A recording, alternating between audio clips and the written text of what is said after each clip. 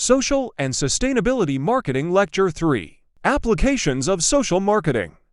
Social marketing can be applied to promote the production and marketing of safe or quality goods and services, or to make manufacturers and marketers to desist from producing and marketing fake and substandard goods in order to promote society's well-being as a whole.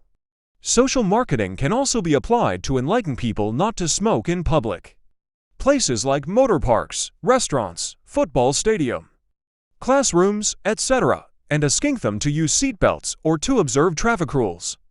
Observe speed limits.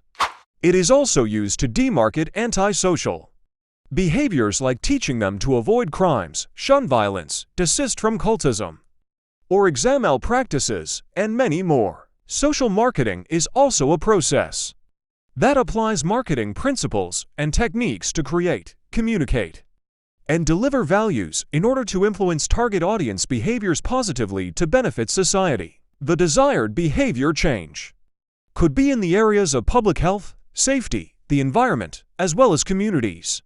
For instance, getting the public to adopt use of insecticide-treated mosquito nets for malaria prevention, adopting abstinence, safe sex and one partner to prevent HIV/AIDS, participating in monthly sanitation campaigns for cleaner, a healthier environment, etc. The social marketer through research tries to understand why people engage in social vices like the use drugs, the pleasures they derive from using drugs, and the difficulties they have in trying to stop using drugs.